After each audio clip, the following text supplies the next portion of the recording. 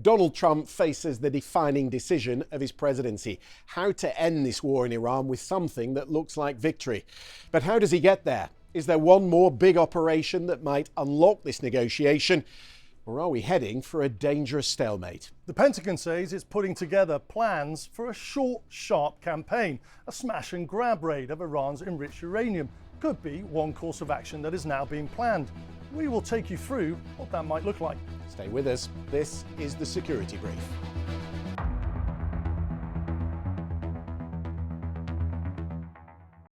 Mikey, a ceasefire buys time. It doesn't buy peace. So one presumes that right now US military planners are looking at every course of action, every scenario to try and force the Iranians to the table. What do you think they might be looking at? From looking at aircraft tracking sites on open source intelligence, that's incredibly active at the moment, and it's tracking a lot of US military transport capability that is going to and from bases in the UK. Now Axios, they're also reporting from sources inside CENTCOM that they're working up a quote short and powerful option package involving a wave of strikes on Iran. Now these courses of action could involve potentially softening up Kharg Island. We've spoken about that. It's where 90% of the crude oil comes out of. Potentially targeting any ports that are being used to circumnavigate the US blockade. That would likely be the TLAM, Tomahawk land attack missile. That's the cruise missile that's launched from submarines and destroyers. And then the US-A-10 Warthog, that aircraft that's got the wings on that massive Gatling gun with the big engines on it. It's basically formidable thing. That. Yeah, basically like a tank in the sky. And I think we could see activity with that aircraft, which we have seen already, but increased activity over the Hormuz Strait, targeting IRGC capability from fast attack crafts, mine-laying vessels, drone launch sites, as well as strikes on the more conventional capability like ballistic missiles and anti-shipping missiles. Okay. I mean, the peace talks are deadlocked on two fronts. That obviously the stranglehold on the Strait of Hormuz, but also running alongside that, Iran's nuclear ambitions. If Iran refuses to give way on the nuclear question, which seems likely, what are the options? Yeah, there's a lot of options there, but they'll be prioritized, right? So we know that US Special Forces are in the region. The 160th Night Stalkers that we saw doing the raid on Maduro, that's the Special Operations Aviation Regiment. We know that US Navy SEALs are out there from open source intelligence and likely joined by Delta, although governments don't talk about the locations as activity of Special Forces. Which part of the country do you think they would be looking at most? Well, we know that most of the 440 kilograms of enriched uranium is at the Isfahan nuclear center, which was part of the targeting set up for Operation Midnight Hammer. And whilst not the same, the US has actually taken uranium from another country before. What was that operation? It was called Project Sapphire. Let's just take a look at the map.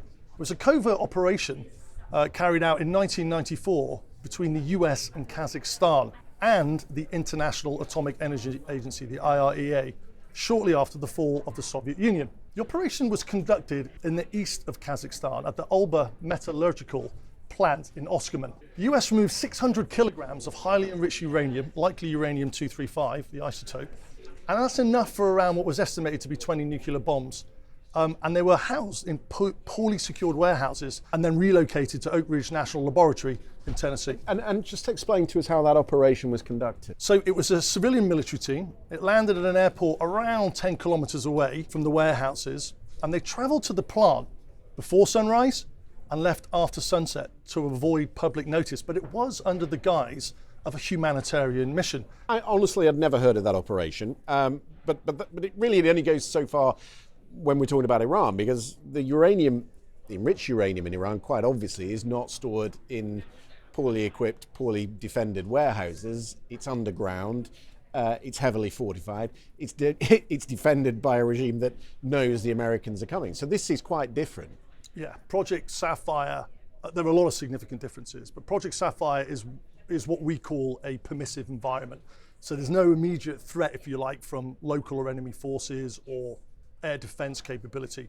And any operation potentially targeting Isfahan would be absolutely under the planning assumption of a non-permissive environment. That's military partners to determine how high the threat is or not.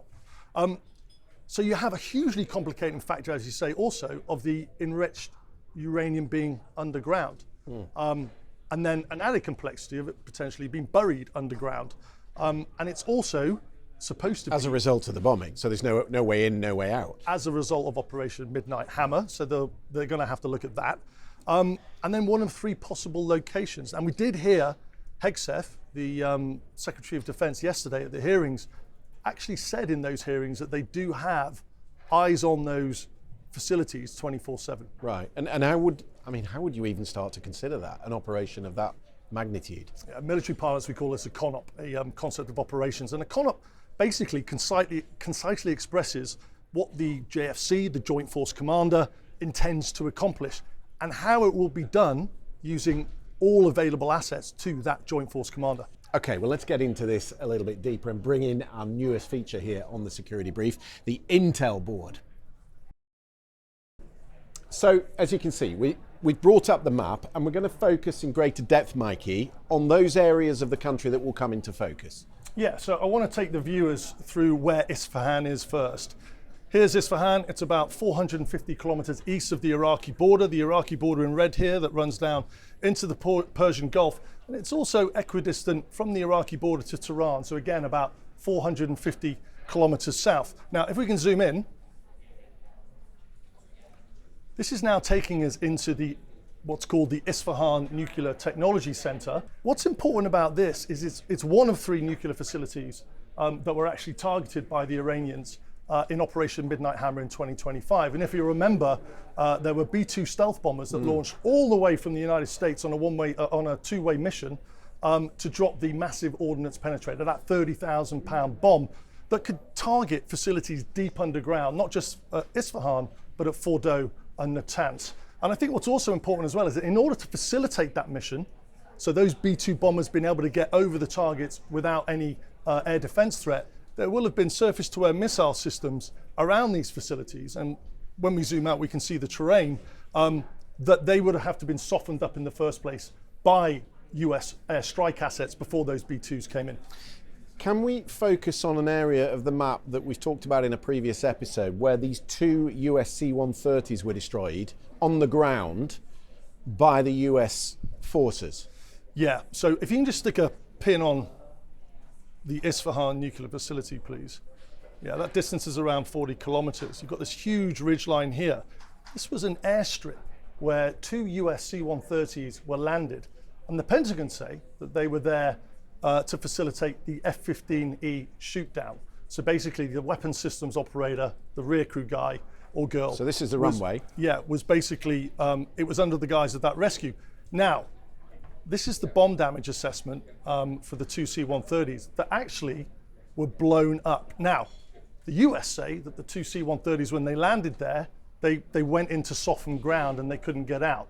But when you listen to open source intelligence, there's a lot of chatter online which suggests that those 2 C-130s, for whatever reason they were there, were hit by incoming fire, and that's the reason they couldn't get out, and therefore the US destroyed them, likely with airstrikes when you look at the video footage, in order to prevent the IRGC getting their hands on any sensitive capability that they had. So in military parlance, we'll come back to the map, what would the concept of operations be? What does the pre-assault operation on something like Isfahan look like? Christian, can you just pin Isfahan nuclear facility here for me, please, on the map? And then down here, which is where the airstrip is. So as we said, that distance there is about 40 kilometers. So what the US strategic military planners will have been looking at is this whole entire area. So yes, there's an airstrip down here. Yes, it's proven. However, they will be scouring that area. Remember, Project Sapphire, Operation Sapphire, that was only 10 kilometers away from the airport that they needed to get the fissile material out of. This is 40 kilometers, and there's a huge ridgeline running all the way across here. So very inhospitable terrain. So the planners will be looking at likely airstrips. They will likely take helicopters in. But also, they'll be looking at what's called an IPB. If you can just draw a box around this area for me. They'll be scouring this whole area for opportunity.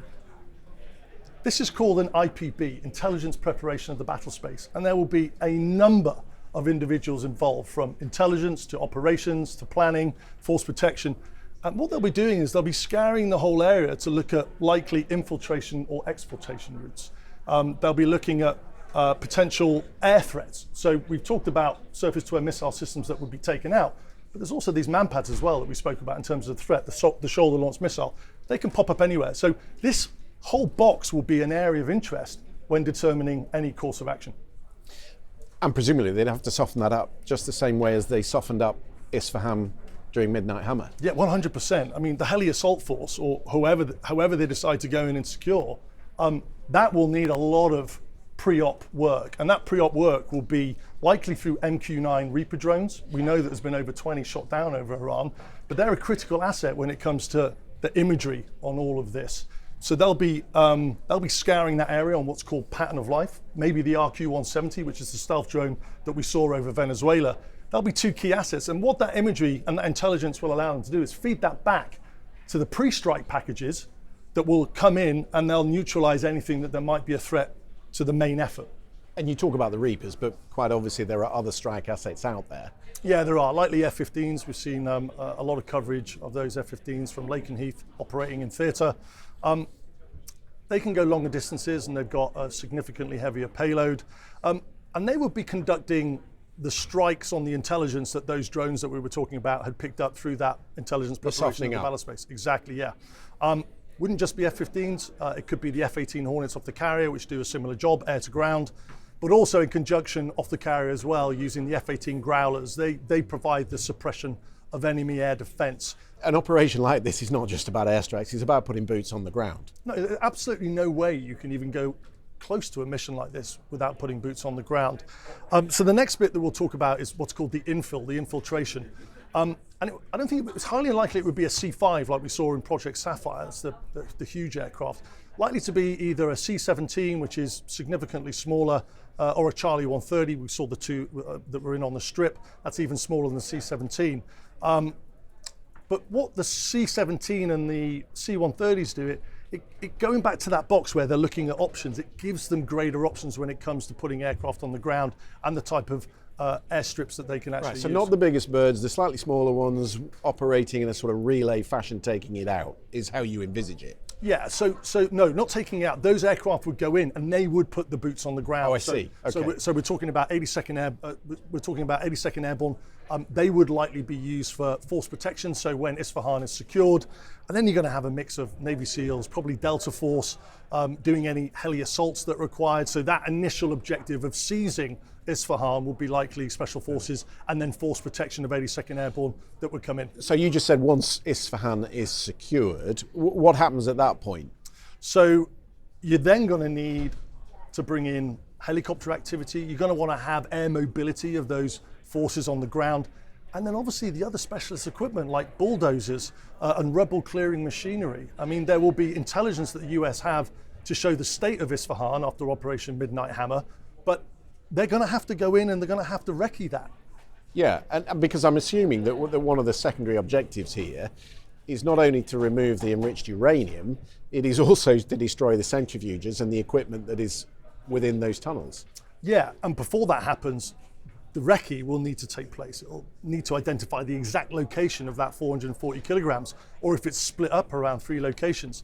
And then a combined assessment of how do you get to the enriched uranium? That could take days, if not weeks, to try and figure that out with engineers and the nuclear emergency support team. So that combination of work between those teams will be critical. Now, coming to your point on the secondary objectives, centrifuges, they're absolutely critical to enriching uranium. We know that Iran has thousands under there. What we don't know is how many were destroyed by the strikes on Operation Midnight Hammer. So if you're in military planning then, what would you assume is the extent of an operation like this? How long are you going to have boots on the ground?